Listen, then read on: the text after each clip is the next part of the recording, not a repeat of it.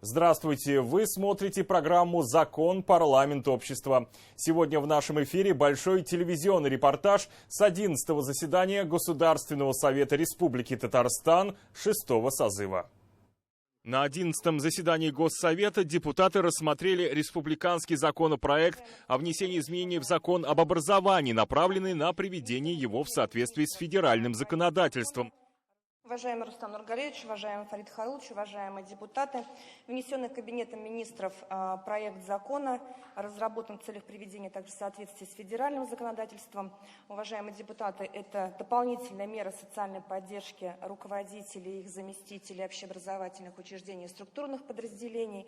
Для общественного обсуждения проект закона был размещен на информационном портале «Открытый Татарстан». К этому законопроекту также имеются все необходимые заключения положительные. Рассмотрен на заседании нашего комитета и одобрен и поддержан депутатами нашего комитета. Поэтому прошу, с учетом вышеизложенного, уважаемые депутаты, принять данный законопроект в первом и третьем чтении, без перехода ко второму. Спасибо, Людмила Николаевна. Присаживайтесь, пожалуйста. Вопросов не возникло. В комитете тоже также внимательно рассмотрены эти предложения, поддержаны. Ставлю на голосование предложение комитета о принятии в первом чтении в целом представленного законопроекта. Прошу проголосовать.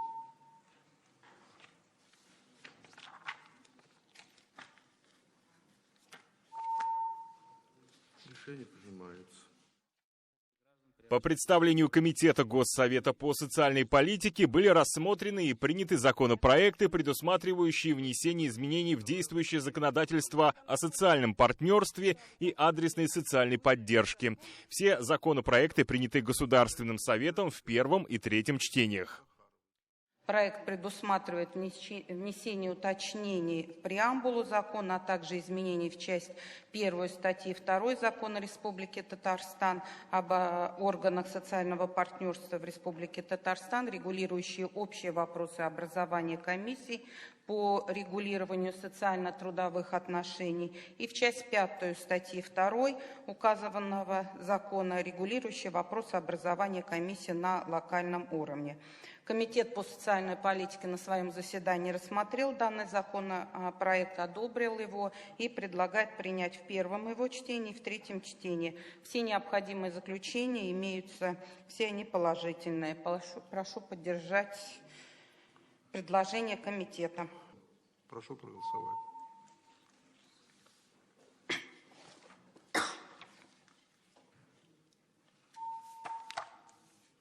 Решение принимается. Следующий вопрос также докладчик коллега Захарова Светлана Михайловна, председатель комитета. Она представляет проект закона о внесении изменений в статью 8 Закона Республики Татарстан об адресной социальной поддержке населения в Республике Татарстан.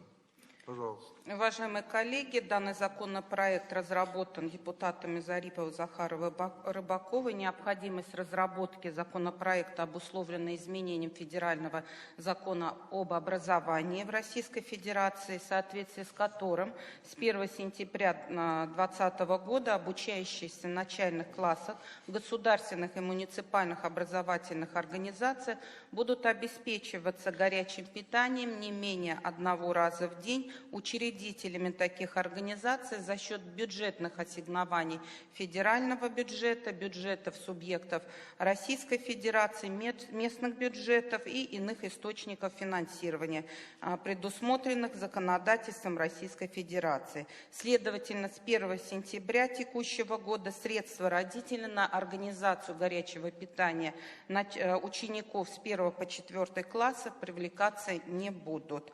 Таким образом, потеряло свою актуальность положение закона Республики Татарстан об адресной социальной поддержке населения, поэтому это положение предлагается исключить. В то же время мера социальной поддержки сохранится для наших детей, которые обучаются с 5 по 11 классы. Также она остается на 2020 год у нас 7 рублей 70 копеек на одного учащегося. Период обучения. Принятие законопроекта не потребует дополнительных финансовых средств с бюджета Республики Татарстан. На проект имеются положительные заключения президента Республики Татарстан, наших правовых юристов. Отзывы все положительные. Прошу поддержать законопроект в первом и в третьем чтении. Благодарю вас. Пожалуйста, если есть вопросы у депутатов. Нет. Ставлю на голосование предложение комитета по данному законопроекту о принятии в первом чтении в целом.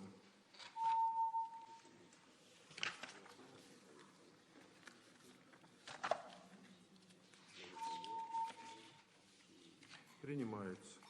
Также депутаты обсудили доклад о состоянии законодательства в Татарстане, который представил заместитель председателя Госсовета Юрий Камалтынов. Доклад, посвященный столетию ТАССР, содержит сведения об основных этапах законотворчества в Республике Татарстан. Хочу отметить, что обобщение результатов законодательной деятельности парламента имеет значение прежде всего для оценки эффективности, полноты и своевременности законодательного регулирования важнейших направлений экономической, общественной и политической жизни республики, в первую очередь на современном этапе. Анализируя законодательную деятельность с 90 по 2020 год, следует констатировать увеличение числа принимаемых парламентом законов из созыва в созыв. В среднем количество ежегодно принимаемых законов составило 25 в первом созыве, 55 во втором, 75 в третьем, в четвертом 100 и в пятом 100. Шестой созыв парламента начал действовать только с начала сентября 2019 года, и за 8 месяцев принято уже 73 закона. Особенную важность участия в законотворческом процессе муниципалитетов Татарстана подчеркнул Фарид Мухамедшин. Обращаясь к председателю Совета муниципальных образований Игзаму Губайдуллину, руководитель Государственного совета призвал активнее использовать предоставленное им право законодательной инициативы. Никто, кроме местных органов власти, не может знать лучше о существующих проблемах. Мы никак не можем подключить все субъекты права законодательной инициативы к активной работе над предстоящим законодательством, чтобы, включая в план работы каждого текущего и очередного годов, рассматривать с широким участием общественности и муниципалитетов. Игзам Саматовичу просьба будет Губайдуллину, Совет муниципальных образований, обратить на это внимание. Право в Конституции заложено, этим правом никто не хочет пользоваться. Никто лучше не знает проблемы, задачи, которые есть в муниципалитетах, для того, чтобы оформлять эти проблемы, находить там решения в законопроектной, нормотворческой работе в нашей республике. Тем более нам предстоит сейчас очень объемная работа по рассмотрению проголосованных населения Российской Федерации изменений в Конституцию Российской Федерации. И как в докладе Юрий Земельевич отметил, повышение статуса муниципальных образований, которые наделяются новыми дополнительными полномочиями в решении задач территориальных, местных. Все это потребует изменений собственного нашего законодательства, и мы бы очень хотели, чтобы это было проведено совместно. Общественной палаты, Совет муниципальных образований. Более 1000 у нас субъектов права законодательной инициативы, считая всех депутатов, всех уровней. Мы считаем, что это наш резерв, над которым нам надо будет дальше работать. И это отражено в подготовленном проекте постановления. Если у вас замечаний нет, ставлю на голосование подготовленный проект постановления по данному вопросу повестки дня. Прошу проголосовать.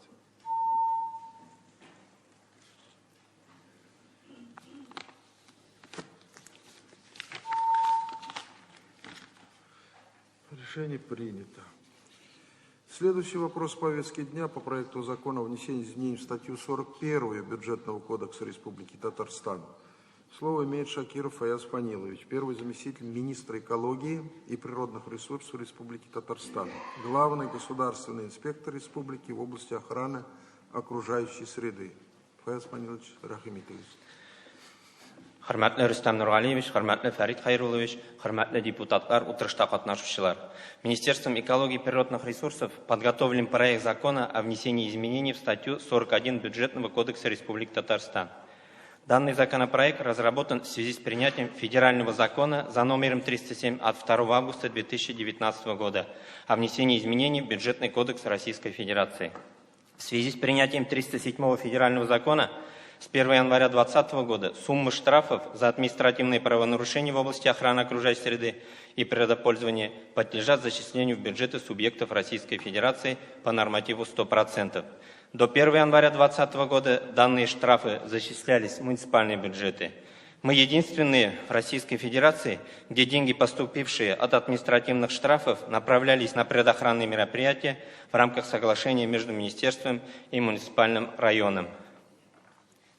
В целях дальнейшей реализации положительной практики предлагается статью 41 Бюджетного кодекса Республики Татарстан дополнить положением о том, что неналоговые доходы от денежных взысканий, предусмотренных КоАП РФ за административные правонарушения в области охраны окружающей среды и природопользования, подлежащие зачислению в соответствии с Бюджетным кодексом Российской Федерации бюджет Республики Татарстан, зачислять в бюджеты муниципальных районов и городских округов по нормативу 100%. Предлагаемый законопроектом изменения позволит перераспределить доходы между республиканским и муниципальным уровнем бюджетной системы Республики Татарстан в части увеличения доходов местных бюджетов и не потребует выделения дополнительных средств из бюджета Республики Татарстан. Хурматлы депутатлар, әлеге канун проектын құплауызын сұрайым. Рахмет, Фаяз Панилович. Сұраулар болар ма? Вопросы будут? Нет. Присаживайтесь, пожалуйста. Слово представляется Якунину для содоклада. Леонид Александрович, вам слово.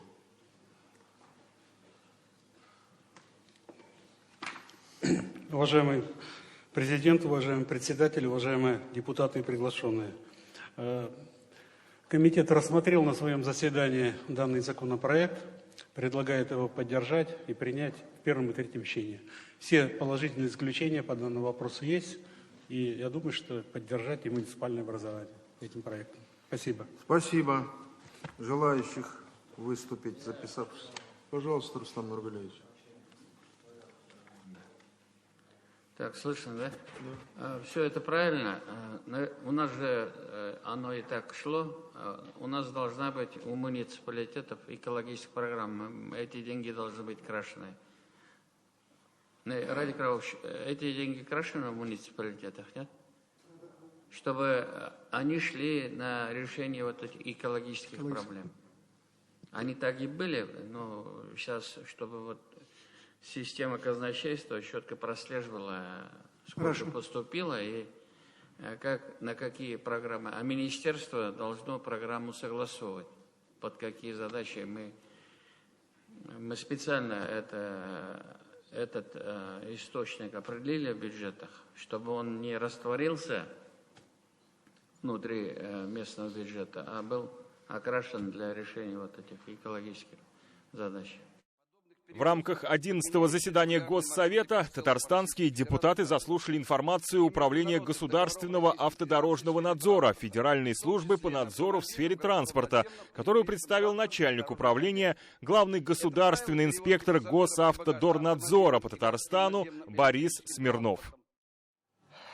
За 2019 год я буду докладывать, естественно, только по Республике Татарстан. Количество надзорных субъектов составляет 4824 единицы. Лицензиатов – это именно пассажирские перевозки. С прошлого года законом о лицензировании все перевозки, которые и коммерческие, и некоммерческие, подлежат лицензированию. 3721 субъект – это грузовые перевозки. В отношении юридических лиц и индивидуальных предпринимателей проведено 246 проверок. Из них 135 плановых – это согласование с прокуратурой, 111 неплановых проверок. Выявлено 519 нарушений. По результату проведенных проверок выдано 361 предписание. Совместно с ГИБДД, МВД по Республике Татарстан проведены проверки транспортных средств, осуществляющих перевозки пассажиров по территории Республики Татарстан. Проверено 563 транспортных средств, выявлено 532 нарушения. То есть практически на каждом транспортном средстве мы выявляем нарушения. В 2019 году поступило из органов ГИБДД 523 сообщений о фактах нарушения обязательных требований.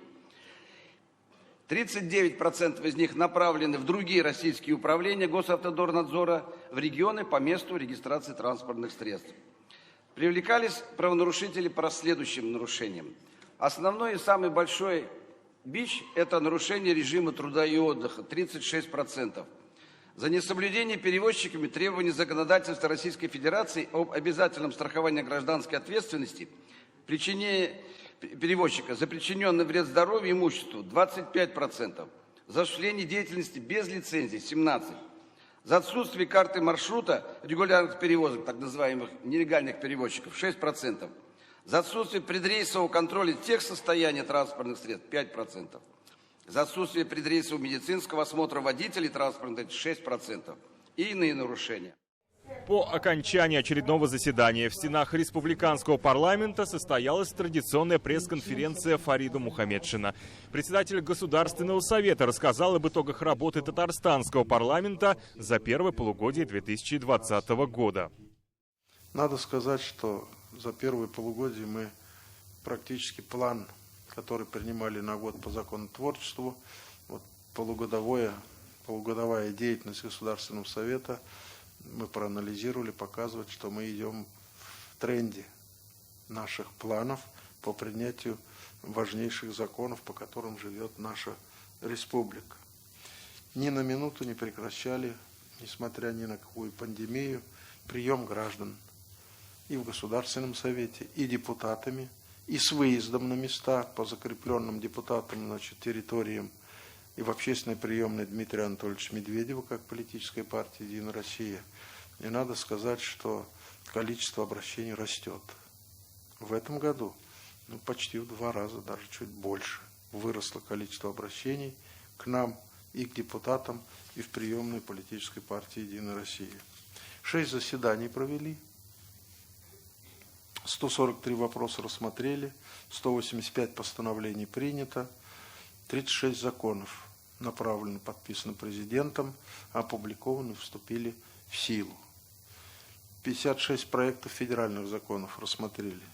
4 законодательные инициативы сами инициировали федеральному законодателю Государственной Думы, но из 4 пока мы, только 2 получили поддержку, а 2 находятся, 2 нам вернули, 2 вернули, 1 находится на рассмотрении в профильном комитете Государственной Думы.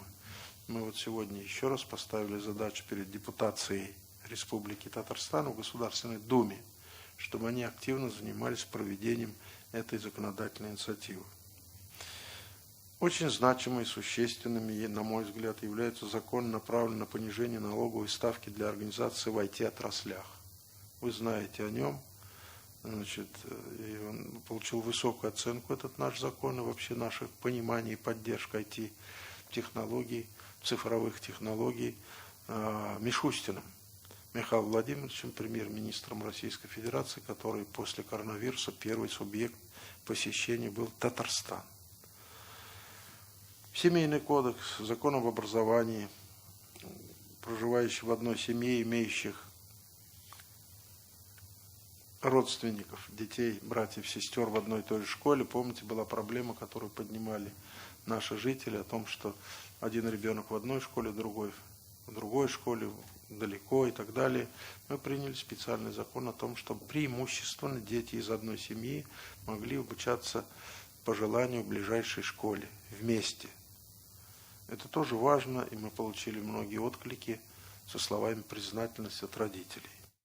Пандемия коронавируса, по словам Фарида Мухаммедшина, внесла определенные коррективы в работу республиканского парламента. Часть запланированных мероприятий прошла в дистанционном формате. Сложившаяся ситуация потребовала внесения соответствующих изменений в регламент Госсовета Татарстана. Сейчас наступила пора практически активной работы по проведению избирательной кампании 2020. Вы знаете, что это потребует очень больших усилий по разъяснению, по поддержке кандидатов от различных политических партий, которые представлены в Государственном Совете и не представленные есть в Государственном Совете партии. Нам надо организованно провести выборы президента Республики Татарстан и более 7,7 тысяч депутатов муниципального уровня. Вы понимаете, 7723 депутата надо избрать, начиная от Казанской городской думы, Челны, Нижнекамск, Бугульма, да, в каждом 45 муниципальных образованиях. Я представляю политическую партию «Единая Россия» как секретарь этой партии. Конечно, мы в стороне не можем остаться. Мы на 6,5 тысяч своих выдвиженцев, на 7700 там мест, будем выдвигать, выдвигаем уже, регистрируем, для того, чтобы обеспечить последовательность развития запланированного в посланиях президента Республики Татарстан.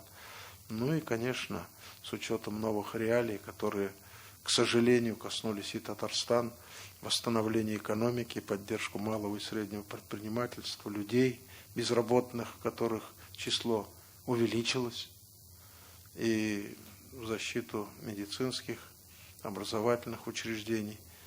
Ну и личное участие со своего личного бюджета. Депутаты-единороссы собрали около 2 миллионов рублей, на которые мы купили компьютеры для того, чтобы передать многодетным семьям, у которых нет возможности покупать эти компьютеры и участвовать их детям в обучении в удаленном режиме. И многое другое.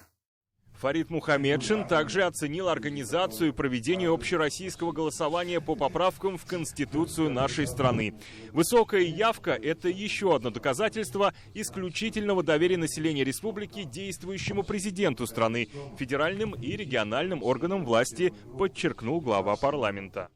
По нашим предварительным оценкам, более чем в 100 федеральных законах надо выносить изменения. Текущее законодательство федеральное, которое, безусловно, поступит в субъекты Российской Федерации, к нам в республику, и мы должны будем в своих законодательных актах, законах эти поправки учитывать и вводить в действие. Но это только часть большой работы. А в принципе, нам еще предстоит после этого изменить много нормативных документов самого правительства нашей республики и нормативных документов органов местного самоуправления. Статус, уровень местного самоуправления обозначили такое, вводят его в политическое пространство, и нам тоже это дело надо будет менять. Поэтому сегодня по предложению, по согласованию с федеральным центром, мы все-таки на 20 дней отпустили депутатов в отпуск, я их поблагодарил. Зная, что буквально через 15-20 дней, я полагаю, что к нам начнут поступать вот эти законы, которые мы обязательно должны у себя рассмотреть. Федеральный закон, во-первых, в первом чтении примут, пришлют, нам надо отзыв дать свой, согласны мы, не согласны. А потом еще мы свои законы после принятия федерального закона привести в соответствие, действующим нормам и измененным нормам Конституции Российской Федерации. Мы считаем, что около 300 законов наших тоже потребуется пересмотра. Сейчас должен вам сообщить, а вы, наверное, уже слышали об этом. Мы с президентом обсудили этот вопрос. У нас есть специальный комитет, образованный указом президента по правовым вопросам. Его вице-премьер возглавляет нашего правительства. Там и депутаты, там и юристы, там и знатоки этого дела, которым президент указом поручил, чтобы эту проработку все проводили через этот комитет. Ну вот и все на сегодня. Программа «Закон. Парламент. Общество» уходит в непродолжительный отпуск. Встретимся с вами в сентябре, как обычно, на телеканале «Новый век». До свидания.